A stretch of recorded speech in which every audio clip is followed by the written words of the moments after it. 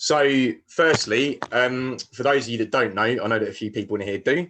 I run Gramercy. We're a news site specialising in consumer and retail startup businesses and small companies.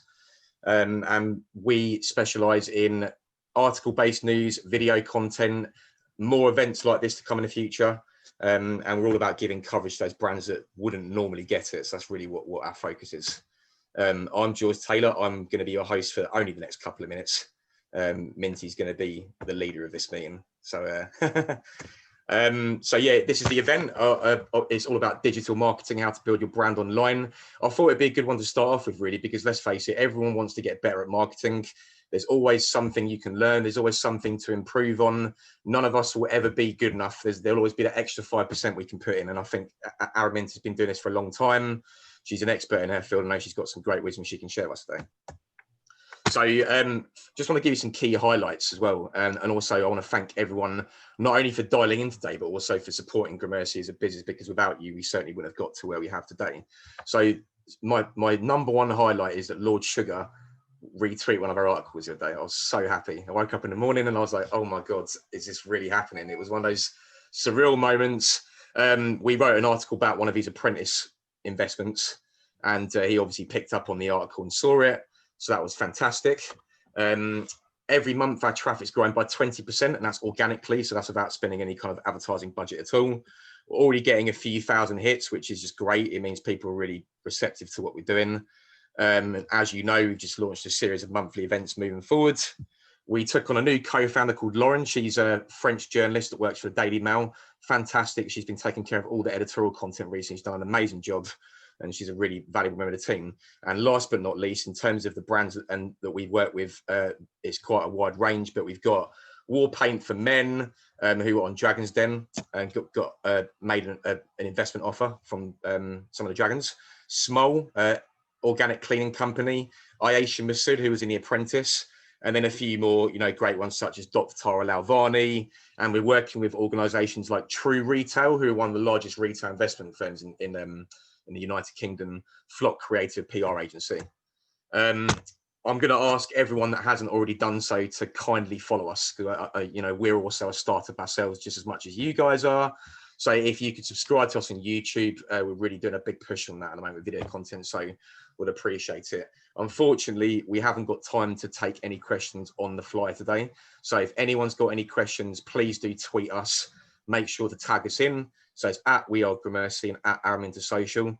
And if that doesn't work for you because you're not a fan of Twitter, then you can see our email addresses just below. It's info@gramercy.com and araminta@aramintamarketing.com. But by the way, I will be sending an email out after this event. So if you haven't had the chance to take a quick snapshot of this slide, you'll get this information after.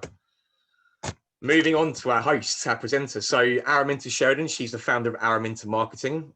She also just set up a new kind of agency specializing in property company marketing called marketingproperty.com. She's also an ambassador for men's mental health, which is something I really admire her for. And she set up the organization called Let's Get Men Talking. And it's all about spreading awareness of, toxic masculinity, depression, suicide being the biggest killer of men between, I think it's the age of 20 to 45, something like that anyway. Don't quote me on that. And also the Y Code, which is kind of a sort of spin-off from Let's Get Men Talking in terms of providing a solution for how, men can open up and be more like the modern man, I guess you could say. Some of our clients include Focus, as a garden rooms company, Ballymore, large property business, Sheridan & Co., of whom Michael is one of the founders of Sheridan & Co., and they're one of the largest retail design companies in the country, actually, with global reach. So they've done very, very well. And also at Lance Technology. So I'm now going to pass this over to Minty. So please give me a minute to sort that out for you. As George briefly mentioned, my key focus at the moment really is on property design and B2B, but I've worked a lot with brands at the moment, and I'm fresh out of a marketing diploma. So I've used Yogi Bear, who they're a sustainable, eco-friendly yoga mat company, who very kindly agreed to let me use them as their case study, because they are a company who I really feel like have done absolutely everything that I would recommend that they do during this pandemic, and they've shone out in terms of nurturing their community. And as a as a result of how they've treated their marketing in the way that I will present in these following slides, they have actually grown their team during the pandemic after many years of hard grafting. So they're case and point perfect example of how to market your company online. So we've got 30 minutes to take you through, well, 25 perhaps, to take you through how to market your company. And the thing about digital marketing is there is so much to it. And you can kind of get lost in the beast and keeping up with with all these different platforms like Instagram, Pinterest, Facebook, email marketing, blog content, and you end up keeping up with them rather than you using them to benefit you. So I'm just going to start by defining what digital marketing is. So it's the use of internet to reach your consumers. So it covers quite a lot of things. Some people call themselves digital marketers and they just cover content, and some people just cover PPC, which is like where you pay to get higher on Google, and other people cover SEO. And so really what I try and do is encapsulate the whole of digital marketing and focus on the goal rather than on the output. So rather than keeping up with the beast, using the beast to benefit me or my client. So there are quite a few digital marketing platforms, and these are the sort of key pillars that I focus on at the moment. We've got social media, so we've got your Facebook, Instagram, Pinterest, Twitter. And within each of those platforms, there are so many different elements. You've got the feed, you've got live streams, you've got now you've got Reels on Instagram. Actually, Twitter and LinkedIn have also this year released stories as well as Instagram. So you've got quite a lot already on your to-do list if you want to market on social media alone. You've then got your website. I was talking to someone called Wiz, who is the sort of brand advisor. She does masterclasses for brands today, and she was saying that the most useful thing for her is if she thinks about her digital marketing in terms of a store. So your website is your shop online, and your search that we've got here is how people know that your shop is open or even exists. So without the search, you've not got any footfall. We've got your email marketing, which is how you communicate with your customers once they're aware of you and they've chosen to hear from you, especially with GDPR. You can't just go adding random database emails to your database anymore. And then you've got affiliate marketing, which, like influencer marketing, which is the version of that happens on social media, that's your biggest sort of online opportunity for word of mouth marketing, which we all know is the most effective form of marketing. If I walk up to you and say, I've tried this product, you're going to love it, it's amazing, you are so much more likely to skip through straight to being a converted customer. So when we flesh out what goes onto these channels, this is just the half of it, but a basic breakdown. Again, it kind of appears to be quite a lot to do. And again here, so this is a web that we did for one of our clients in a strategy recently, and this is the sort of stuff they're already doing, and this is what we were going to recommend that they do the stuff on the outside of this grey circle. And so, without making you, this is where we kind of stop this part of this overwhelm of seeing all these different channels and all these things to do, and we actually take the bull by the horns. So where do we start? Brand consistency across all platforms can increase revenue by up to 23%.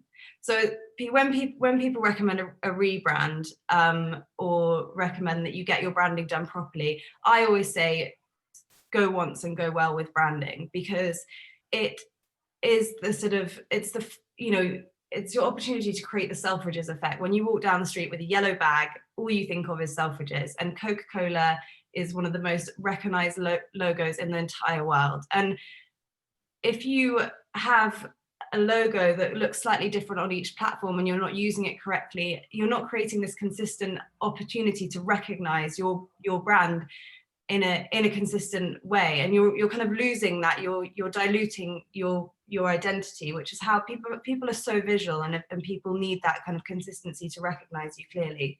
So it's a really important place to start. Also, if you've got a beautiful logo and beautiful colors, everything you produce looks stunning. So your Instagram feed, it automatically becomes easier. Creating an email newsletter becomes easier. choosing what images you put on your feed becomes easier because they kind of go with the branding and your brand style. Creating PDFs, corporate investment documents, whatever it is, this is all dictated by the look of your branding, and it also really helps to champion and nurture your community. So I've cut Yogi Bear's logo off on this, but you can see that even when you cover up her logo and don't see what her profile picture or her name is, you can see this consistency coming through from her website onto social media. So part of the reason I've chosen Yogi Bear is because the first thing you see is, before the fact that she's the yoga mats, before really anything, is that she's a community and that she's eco-friendly. So you're putting values and community as your primary message, and your secondary message is what you sell. And she's also making it incredibly easy to buy as well on her website if you go and have a look. But yeah, so she's really giving credit to, inspired by nature and her community. She's already putting you in a place where you feel like, because you're on this website and you have the same values as her, you're kind of part of a group. And I think we've all seen in COVID, that's a really big craving that people have, is to be part of something bigger.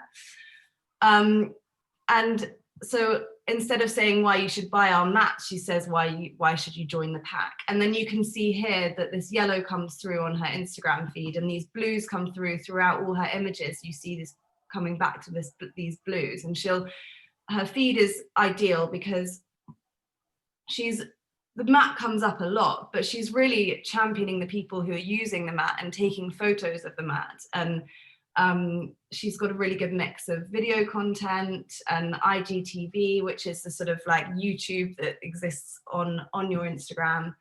And it's a really good mixture of things that you can get lost in and things that inform you about her product.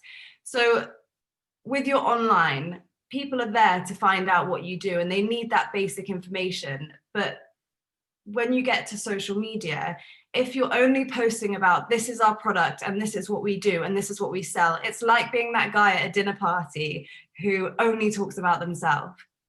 So that's not what people go to social media for. People go to social media to be part of a community. They go there to be entertained and educated. So you've got to think, instead of saying, I'm selling this product, we're talking about our community love this product because, or we're talking about, there are so many more things, interesting things to talk about than just the product. And we've got some really good examples of that coming up. Actually, I won't go ahead of myself. So once we've identified who we are and what our product is and what our branding looks like, we need to understand our audience, who they are, what their interests are, where they hang out online, who they follow, all that kind of information. Because on social media, you can literally go up to your audience and start a conversation with them if you do it in the right way. It's the same if you go up to them and say, I think you'll love our yoga mats, buy our yoga mats, and they're going to be like, oh, another spam bot, great. But if you know that your audience also are likely to follow a skincare brand that you love that's natural and sustainable, you can go and start a conversation with them, about that common interest. And then people connect with you and they see that you've got the same values as them, and they're more likely to actually fall into your fold and your community based on values rather than because you're trying to push something on them. So really, like, it's the secondary message of your product absolutely has to always be there underlying everything you say. But this primary message of community and values has to come first now in 2020 and beyond. And we've massively seen this as a hugely proven strategy. The brands that we remember from COVID are the brands that stopped and they thought, how can I help everyone during this time? How I'm going to provide, we saw fitness instructors providing workouts, we saw makeup artists giving tutorials, all this stuff for free. And you can't give away your product or your service for free, but you can certainly use your platform to champion and elevate other people. And as a yoga mat company, you might say, right, these are some yoga instructors who are working really hard. I'll ask them to do one class each on our live stream, and I'll host that once a week. So you're kind of championing them, and you're also getting people to use a yoga mat as a sort of secondary focus. And then the other thing you need to do is know your competition. I don't know if anyone else finds this, but I find it so hard to critically analyze my own work and look at it from an outside perspective. But when you do it to someone else, it's so much easier. So if you have a couple of competitors, perhaps one that's like, this is where I want to be in the future, when I have all the budget in the world, and one that's like, these are actually similar level to me. And you can look at what they're doing really well, what they could be doing better. And actually with big brands, a lot of the resources and stuff that they create on their social media are really easy to replicate yourself for free. So you can actually take a lot of their ideas and make them happen if you're creative and innovative. And I actually personally find it really useful to then, as my third sort of case study, look outside the industry and have someone who I guess has the same target audience as me, but isn't selling the same product. Because I find that, for example, beauty is so much further ahead in how it with like inclusivity and putting their sort of values first and all this stuff that I'm talking about. They've been doing it for years, they've been doing it well, and they've got these massive cult followings. Fenty Beauty is a really good example of a company who is run by Rihanna. And she also has an underwear company and a few different companies. And she basically has championed every type of your target audience who have felt like misfits forever. She's got the trans people, she's got LGBT community, she's got all different physical shapes and sizes. So she stopped categorizing and boxing people and saying, is my audience between the age of 17 and 18, and are they male or female, and are they black or white, and she stopped boxing people, and she's kind of like blurred everything back together into a beautiful smush of you're all invited. That's a really important thing to remember, is that like I wear some of the same, I steal my mum's clothes, I spend half the time in my boyfriend's clothes. Just because I'm white 30-year-old female doesn't mean I'm the only person in your audience, and doesn't mean that I'm not going to be interested in products that aren't targeted at me. So when we stop being so excluding and start being more inclusive, we actually open up ourselves up to a much bigger audience. And so that's why these beauty brands and stuff are doing that so well, and not enough people are looking outside their industry enough at them for inspiration. They should be. Okay, so this is an example of what Yogi Bear's audience might be, and a competitor, and you can sort of see that this person posts about her mat all the time, and she's the ideal consumer, because not only is she a buyer, she's also become an ambassador of the brand. And that's the perfect scenario, is where you go from looking at a brand, feeling like you connect with it enough to buy the product. And it is an expensive product. There are cheaper alternatives, but essentially the other alternatives aren't as beautiful. They're not serving the environment. You don't feel part of the community when you buy them. They're not Instagrammable in the same way that this is. And these things are all really important to this consumer. And then we've got this other yoga company. And a really good idea is when you hit this follow button on a company, a whole load of other suggestions come down, and you can see other similar accounts and brands. So if you can't find a few different competitors, then you can definitely go and follow one competitor and see who else comes up, and have a look around. And you can end up in this endless loop of people. And DM them, start a conversation, take an interest in them. Don't just think, how can I sell to them? Think about how I can communicate with them and get to know them. So this person, you could be like, you could DM them and you could say, I absolutely love the class that you posted the other day. Thank you so much for posting that. And then you're in a conversation, and it's about them, and it's not just about a product. So the reason that companies like this are winning is because they place how they can help over how they can sell. So we all need to completely reverse our psychology and stop thinking about, how can I sell my product to everyone? We need to communicate through how we're helping everyone. So when you go onto a landing page that just says, perhaps, I market your brand, instead, if I say, I'm going to make your brand grow, that's so much more appealing for the person reading that.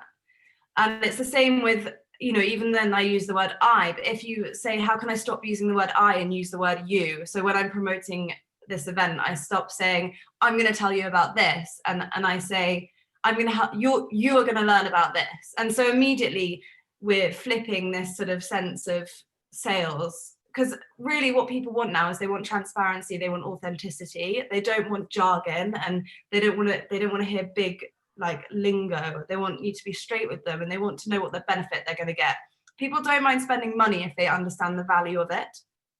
And that's what we really need to communicate, our value.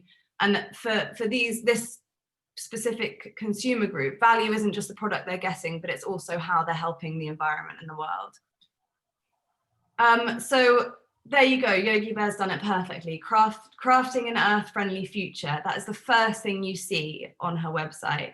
The secondary message is the yoga mats and accessories crafting from eco-conscious sustainable material. And then the third thing is a direct, clear call to action. And so few people, when I start working with them, have those three things. So if you don't have this on your website, go and put it on your website. Your mission, how you're helping or what you're doing. So big impactful message for the consumer, then explain what you're doing, and then give them a call to action, give them something to do. And then the next thing, if you scroll down, you want things like lead generation forms where people can actually take an interest. So I'll talk about that a little bit more in a minute. The next stage of forming, I guess, your marketing plan and your marketing strategy is to break down your goals in long, medium, and short term. So many people, having goals is the key to marketing successfully. It really is. It's the key to running a business successfully. Having goals that you really understand and working backwards from those goals. And that's where people get lost in social media. So there are three types of goals that you can create, and this works really well to this short-term, long-term, medium-term. Awareness, consideration, and conversion. So the first thing that a customer has to be in relation to you is aware of you. You cannot walk into that party and sell. They have to get to know you first. And this is the flow in which people get to know you: awareness, consideration, and then conversion. So your social media really is about these first two steps. Social media used to purely be about awareness, and now you can actually, it is also brand awareness and customer acquisition. So you can actually get them to show a significant sort of interest in your company through social media as well. You then convert off social media.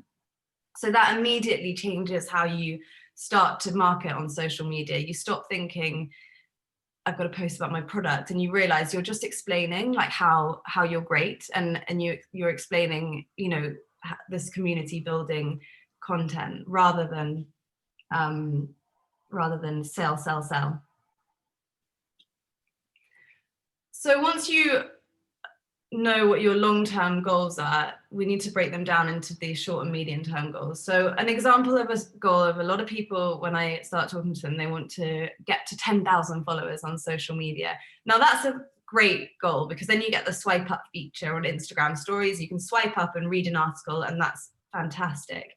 But you're not going to do that in the next week. So what we need to figure out is how many followers we are getting a week or a month on social media naturally. If we're not getting any, then our first goal is, or if we're not getting very many, or, our first goal is, let's push that. Let's try and get 50 new followers a week. And if that becomes hard, then aim for 20, make it realistic, but make it time bound and make it achievable, and break it down to smaller goals. If you do that 52 times in a year, you've immediately got 52 times the amount of followers you would have otherwise had. So it's really important that we break these goals down and work backwards from there. So once you say, I want 50 more followers this week, then you can sit there and write down or Google or whatever you need to do to understand how you could get 50 followers. So it could be, you could go and follow a few people who you think might be interested in your company. You could start 10 conversations up. You could do a collaboration. So there are lots of ways to sort of go about doing that. So your social media is only about education entertaining and community. Education will be about, you know, your product, or for Yogi Bear, it might be about the world, sustainability, how yoga mats affect the world and all that kind of stuff. And then entertainment might be like a yoga tutorial or something like that. And that is what nurtures and keeps your community, because social media is also about retention. So the first two stages, awareness, consideration, is what happened on social media. Conversion is like your email marketing, your website, all that kind of stuff. So first phase, awareness, it takes 5 to 7 impressions for someone to remember a brand. That's really important to remember. So social media is a really good place. You know, that's 7 times that you like your customer's photo or something like that. They see your name over a few weeks pop up when you like their photo. So there's some really small achievable ways to achieve that. How do we create awareness on social media, on digital marketing? We've got social media. This is where your social media comes in, your collaborations, your affiliate, your influencers, your social media ads have a specific awareness phase, having groups, putting stories up, using hashtags. These are all ways that people can discover and become aware of you. Your search, your SEO and SEM. So SEO and SEM are essentially where you rank on Google. So if I Google your company name, if I Google Araminta Marketing, I want it to come up first. If it doesn't come up till the 4th page down, they might think that I don't exist. They might not get that far. And PPC is how you pay to get to the top of Google, and you can target specific words and stuff. Affiliate marketing and influencer marketing, like I said earlier, are essentially having people who go out and represent your company. So Yogi Bear does this really well with her awareness, and one of the things that she's doing to create entertaining content in the run up to Christmas is doing a calendar of kindness. So 12 days of kindness, and she's giving something at 12 days for every day. So instead of discounting in the run up to Christmas, she's actually adding value to the customer journey rather than degrading her own value. So we've got day 1 is, have I put it here? That would have been, I think I have, but it's somewhere further down. Oops. So day 1 is sort of a brownie recipe, and you swipe along to reveal this brownie recipe, and it's actually really, you know, delicious and good, and she's put a lot of thought into it. Also on Black Friday, she didn't discount, she gave a portion of her profits to Black Bears, and she's got that this thing like join the bear pack. So discounting isn't the only way to convert sales or to get people to talk about you. Phase 2 is consideration. This is getting someone to show an actionable lead on your website. So an actionable kind of, I guess, an interest. So it might be that they sign up to an email list because they want to hear from you again. And that's quite a big compliment these days because we're all being spammed so much all the time. It might be that they visit your website. They might click off a link on an online article that someone's written about you, or from your social media, and they end up on your website. It might be that they sign up to a webinar, join a social media group. There are all these ways that people can show that physically online that they're considering your product. So your goal, your second goal is, how do I take all these people that spend all this time? Goal 1 was, you know, getting these 10,000 followers and creating awareness. And then goal 2 is, how do I make them show an actionable consideration on my website? So content marketing brings in 3 times as many leads as traditional marketing and costs 62% less. How do we get customers to show consideration? So consideration would be, so social media ads are fantastic if you use them properly. Lots of people do an ad or boost a post and don't get any results and then give up on it. But it's actually a very strategic platform, and it's full of AI and self-learning. So it actually improves its own results for you over time. And ads are split up into awareness, consideration, and conversion. So as long as you are thinking of it in that kind of mindset, you don't just go straight into like, well, obviously I want conversions. Then you can really win at ads. So that's a great place to do all 3 of these parts. If you have a Facebook group, that's kind of place where people, so for a Let's Get Men Talking, a Facebook group would be perfect because it's the kind of place where your community manages themselves and they create conversations between each other. Whilst your page and your feed, people aren't so likely to get into really deep conversations because they feel exposed and as though anyone can see them, and they might, you know, someone might argue with them or something. So groups are a place where people feel safe. Your website if people are visiting your website and your shop or your offering, then that shows conversion. So you can see on Google Analytics if people are doing that. Your blog is a great way to show consideration. If people are reading so if you have a blog on your website, it then gives you something to share across all your social media platforms that directs people straight back over to your website. And then lead generation forms are a big thing that people are missing out on. So we just launched a website called Focus, which is Garden Room. So that's spacetofocus.com. And you'll see on every single page we have a lead gen form. And the amount of interaction and engagement and leads that website generates is more than any other client website. Because when people compare, especially in the ratio compared to how many people we're driving towards that. So when we're doing ads and driving lots of people towards that website, we are absolutely getting people interacting with that website and showing an interest. It's then up to our new business development, or it's up to our email marketing on how we then take their data and convert them into customers. That's not done on social media, that's done outside social media. And again, affiliate marketing's on there because word of mouth marketing is the exception. I realize I've only got 5 minutes left, so I'm going to skip through this. But so once you sign up once you go onto the Yogi Bear website, you see the sign up form. You'll be the first to know about new products. That's her sales point, new products. It's a really interesting point that Michael made in a talk the other day, was that newness is a big thing at the moment, and releasing new products or new collaborations or whatever it is a really big thing that people actually want to hear about. Once you've signed up, you can see what's happened. So I bought a Yogi Bear mat recently. Don't tell anyone because it was a Christmas present for someone. And it's after you get a message from Care Bear. So that's a really thoughtful they're asking for your customer feedback, and any kind of customer experience you have with them is from Care Bear, whilst their email marketing is from Yogi Bear, which is really cute.